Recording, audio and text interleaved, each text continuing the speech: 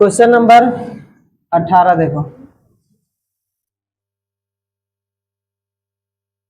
18 number question कर रहा है, केंद्र ए से आरंभ करते हुए बारी बारी से केंद्रों ए और बी को लेते हुए त्रिज्याओं 0.5 centimetre, 1 centimetre, 1.5 centimetre, 2 centimetre dash वाले उत्तरोत्तर अर्धवृत्तों को खींचकर एक सर्पिल बनाया गया है, जैसा कि आकृति में दिखाया गया है।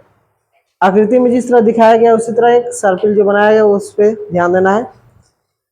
13 क्रमागत अर्धवृत्तों से बने इस सर्पिल की कुल लंबाई क्या होगी। देखो एक सर्पिल बनाया गया है जो कि वृत्त में दिखाया गया इस तरह से।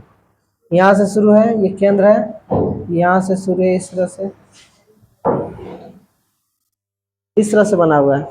ठीक है, इस तरह आगे भी बढ़ेगा। इसमें क्या है, ये है ए, फिर ये बी, उसके बाद है ये L1 है, L1 हो गया, नीचे L2, L3, नीचे L4, फिर L5, L6।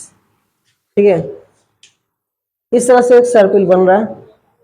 अब देखो इसमें क्या कर रहा है, ए बी को लेते हुए केंद्र ए बी को लेते हुए केंद्र ये है ए बी। ठीक है, प्रत्येक जो त्रिज्या दिया हुआ है 0.5 सेंटीमीटर, पहला का त्रिज्या कितना दिया है, यानी त्रिज्या दिया है 0.5, दूसरा का त्रिज्या 1, तीसरा का 1.5, चौथा का 2, पांचवा का 2.5, इसी तरह ये बढ़ते जा रहा है। ठीक है, इस तरह से बढ़ रहा है। और इसमें कह रहा है, ध्यान दो, ये कह रहा है इसमें टोटल सर्पिल की कुल लंबाई क्या होगी, यानी टोटल कुल लंबाई याद करना है। टोटल का लंबाई मतलब ये त्रिज्या है, ये क्या है त्रिज्या, ये त्रिज्या का दिया हुआ है, त्रिज्या का जो मान है वो दिया हुआ है कि इसका मान कितना है, फिर यहाँ से ये कितना हो जाएगा, फिर ये कितना होगा, फिर ये कितना होगा, इस टोटल मान दिया हुआ है। अब इसमें हम लोग को निकालना है इस सर्पिल जो बना है इसका कुल लंबाई क्या होगा, जहाँ पाई का मान 22/7 रखना है। अब थोड़ा ध्यान समझना, अर्धवृत्त का परिमाप क्या होता है। ये अर्धवृत्त का ये वाला हम लोग लंबाई, क्योंकि हम जानते हैं पूरा वृत्त का परिमाप होता है 2πr। ध्यान देना, पूरा वृत्त का परिमाप क्या होता है 2πr। इस तरह से ध्यान देना साइड में, यहाँ पे इसका परिमाप यहाँ से यहाँ चला क्या होता है 2πr, लेकिन हम लोग को ये वाला सिर्फ आधा ही लेना है, आधा ऊपर वाला, तो आधा ऊपर वाला लेंगे तो क्या होगा सिर्फ πr, ऊपर क्या होगा πr। तो हम लोग को कुल निकालने के लिए सबको πr निकाल कर जोड़ना है ना। यहाँ पे देखो, यहाँ पे मान रख सकते हैं क्या, सीरीज क्या बनेगा, एपी जो बनेगा वो क्या बनेगा,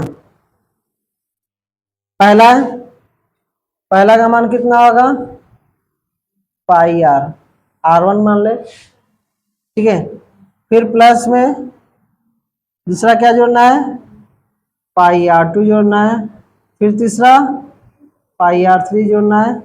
इसी तरह कहाँ तक जाना है, कितने सर्पिल खींचे गए हैं, इसमें सर्पिल बनाया गया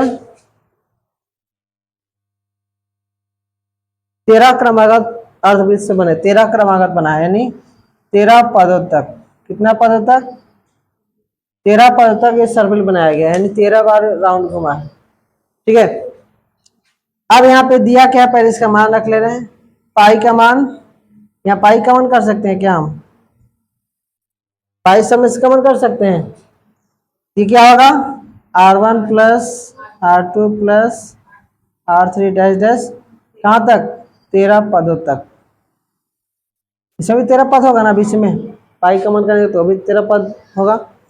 अब यहाँ पे सब का मान रखें तो कितना होगा, पाई का मान, पाई फिलहाल रहने दे रहे हैं, r1 का मान 0.5 प्लस R2 का मान 1 प्लस R3 का मान प्लस डैश डैश डैश कहाँ तक 13 पदों तक।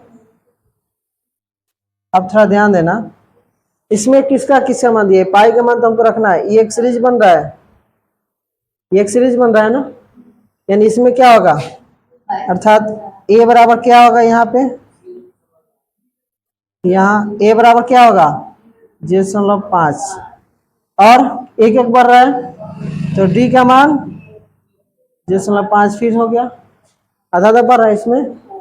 और ये कितना दिया है, ये मान एन का मान दिया है 13, निकालना हम लोग को ए से निकालना है, ठीक है।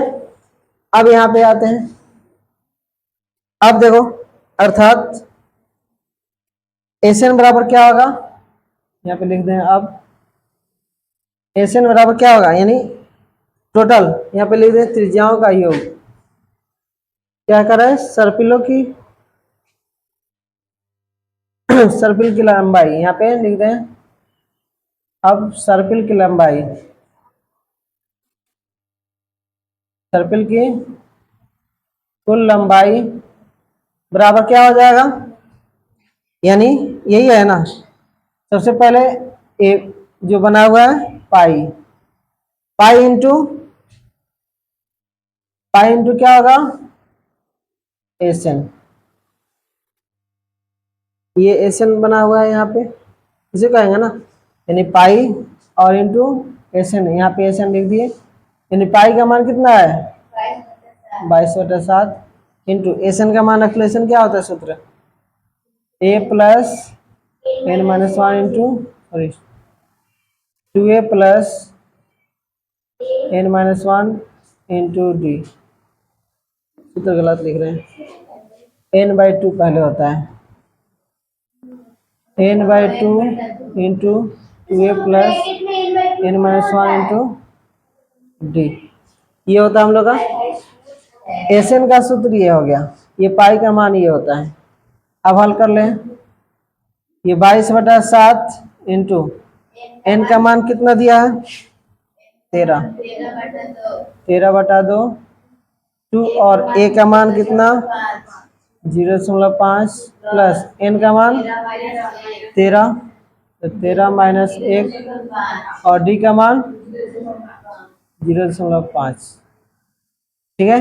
ये हो गया 22/7 इंटू ये हो गया 13/2, ये कितना हो जाएगा गुना होगा तो ये 2×5 = 10 यानी 1 हो जाएगा ना, 2 गुने 0.5 करेंगे कितना होगा 2×5 = 10, कितने के बाद दशमलव 1 के बाद दशमलव यानी 1 हो जाएगा, प्लस ये घटेगा 12 में से 0.5 गुना करेंगे तो 6 हो जाएगा ना, कंफ्यूजन है अभी, ये 12 होगा और 0.5 से गुना करेंगे तो 12×5 = 60, कितने के बाद दशमलव यानी 6। अब इसे हल करते हैं, 22/7 और ये 13/2 गुना कितना 7, यानी 22/7 और यहाँ पे गुना 13 गुने 7/2 लिख सकते हैं, 7 से 7 कैंसिल, 2 से 11 बार में गुना कर लें, 11×3 = 33, 11 और 3 14, इतना मीटर, सब मीटर में दिया है ना, सेंटीमीटर है, सेंटीमीटर, ये हम लोग का आंसर है, दिया है आंसर मिला, नोट कर लो।